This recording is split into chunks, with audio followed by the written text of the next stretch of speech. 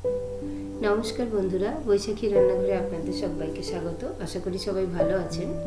আজকে আমরা যেটা বানাবো সেটা হলো চিড়ের পোলাও বা পোহা। অসাধারণ এটি খেতে হয়, আপনারা বানিয়ে দেখবেন। দেখুন কি কি লাগছে এটা বানাতে, আমরা একটু দেখে নিই। চিড়ে লাগছে, আমি একটু মোটা দানার চিড়ে নিয়েছি, ওটাকে জলে ভালো করে ধুয়ে একটু ভিজিয়ে রেখেছিলাম। তারপরে এটা জল ঝরিয়ে এরকম দেখুন ঝরঝরে করে নিয়েছি। লাগছে আলু, একটা গাজর কুচি, একটা ছোটো সাইজের টমেটো কুচি, একটা মাঝারি সাইজের পেঁয়াজ কুচি, একটু কারি পাতা কুচি আর কাঁচা লঙ্কা কুচি। ফোড়নের জন্য লাগছে একটু সর্ষে, একটা শুকনো লঙ্কা, কিছু চিনেবাদাম লাগছে, আর একটু টক দই আমি ফেটিয়ে নিয়েছি, আর একটু সামান্য চিনি, একটু হলুদ গুঁড়ো আর নুন আর সর্ষের তেল। রান্নাটা আমি সর্ষের তেলে করব। প্রথমে আমি বাদামগুলো ভেজে নেব। বাদামগুলো প্রথমে একটু শুকনো কড়াইতে দিয়ে আগে একটু নাড়াচাড়া করে নিতে হবে, তাহলে বাদামগুলো খুব ভালো করে ভাজা হবে, নাহলে কিন্তু ভিতরটা কাঁচা থেকে যাবে। বাদামগুলো শুকনো খোলায় নাড়াচাড়া কিছুক্ষণ করার পর খুব সামান্য একটু তেল দেবো, দিয়ে বাদামগুলোকে আমি ভেজে নেব ভালো করে। বাদামের মুখগুলো যখন ফাটতে শুরু করবে তখন বোঝা যাবে যে বাদামগুলো ভাজা হয়ে গেছে। বাদামগুলো ভালো করে নাড়াচাড়া করে আমি ভেজে নেব। খুব কম সময়ের মধ্যেই রান্নাটি হয়ে যাবে, আপনারা বানিয়ে দেখবেন। বাড়িতে বাচ্চারা চটপট কিছু বায়না করলে খেতে, আপনারা চটজট দিয়ে এটা বানিয়ে নিতে পারবেন। এর জন্য কোনো আলাদা বাইরে থেকে কোনো উপকরণ আনার দরকার পড়বে না। বাদামগুলো আমার ভাজা হয়ে গেছে, আমি এগুলো এবার তুলে নেব একটা বাটিতে। বাদামগুলো ভাজা হয়ে গেছে, তুলে নিলাম। এবার ওই তেলে আর একটু তেল আমি অ্যাড করবো, কারণ বাদাম ভাজতে আমি খুব কমই তেল দিয়েছিলাম। তেলটার মধ্যে আমি ফোড়নটা দিয়ে দেবো, সর্ষে আর গোটা একটা শুকনো লঙ্কা। সর্ষেটা একটু ফাটতে শুরু করলে কয়েক সেকেন্ড নাড়াচাড়া করার পর আমি কারি পাতাটা দিয়ে দেবো। কারি পাতাটা এবার দিয়ে দিলাম। সর্ষে আর কারি পাতা থেকে একটা খুব সুন্দর দেখবেন গন্ধ বেরোবে। কয়েক সেকেন্ড নাড়াচাড়া করে আমি বাকি সমস্ত উপকরণ, যেমন পেঁয়াজ কুচিটা দিয়ে দেবো, কোচানো আলুটা দিয়ে দেবো, সব একসাথেই দিয়ে দেবো। পেঁয়াজটা আলাদা করে কিন্তু ভাজার কোনো দরকার নেই। আলুটা দিলাম, গাজরের কুচিটা দিয়ে দিলাম, আর কাঁচা লঙ্কা কুচিও আমি দিয়ে দিলাম। দিয়ে এবার আমি এটাকে ভেজে নেব।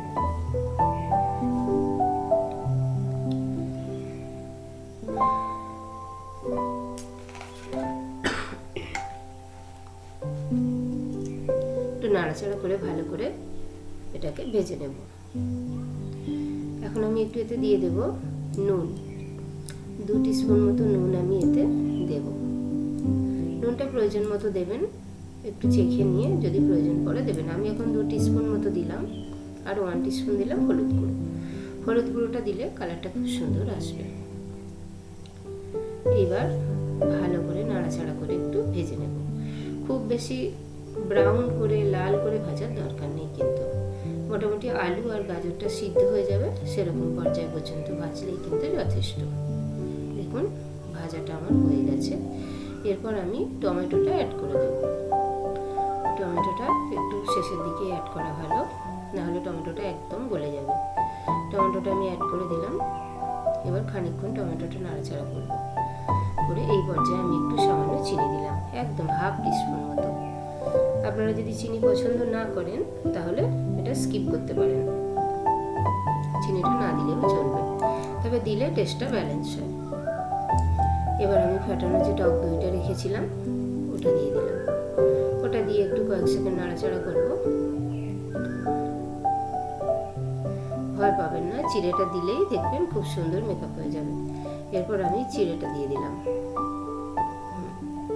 চিড়েটা দিয়ে এরপর আমি নাড়াচাড়া করব। দইয়ের যে আপনার যেটা মনে হচ্ছিল যে অনেক বেশি জল, সেটা কিন্তু কিছু হবে না, পোলাওটার সাথে খুব সুন্দরভাবে মিশে যাবে। দইটা দেওয়ার পর আমি ভালো করে চিড়েটার সাথে নাড়াচাড়া করে নেব। এই পর্যায়ে এসে আপনারা কিন্তু একটু টেস্ট করে নেবেন, নুন বা ঝাল যদি প্রয়োজন হয় তাহলে। নাড়াচাড়া করে নিয়ে আমি রান্নাটা করছি। এই সময় কিন্তু গ্যাসের ফ্লেমটা একটু মিডিয়াম টু হাই রাখবেন, সবসময় হাই করবেন না, মাঝে মাঝে মিডিয়াম করে আপনারা এই রান্নাটি করবেন। আমি 1/4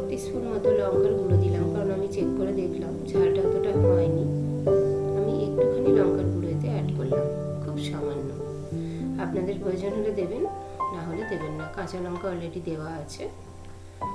আর বাচ্চাদের জন্য বানালে কাঁচা লঙ্কাটাও আপনারা কিন্তু ঝাল বুঝে দেবেন।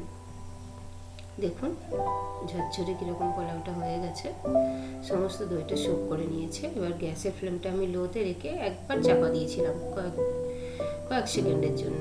ঢাকাটা খুলে দেখুন রান্নাটা সম্পূর্ণ হয়ে গেছে।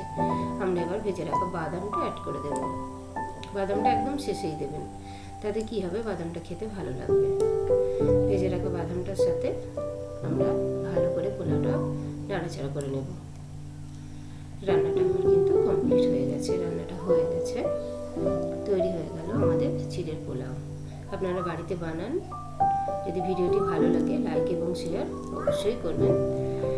আমার অন্যান্য ভিডিওগুলির যে লিঙ্ক সেটা আমি এই ভিডিওটির ডেসক্রিপশন বক্সে দিয়ে দেব। আপনারা অবশ্যই দেখবেন এবং চ্যানেলটিকে সাবস্ক্রাইব করবেন আর বেল আইকনটি প্রেস করবেন, যাতে করে নোটিফিকেশানটা আপনাদের কাছে তাড়াতাড়ি চলে আসে।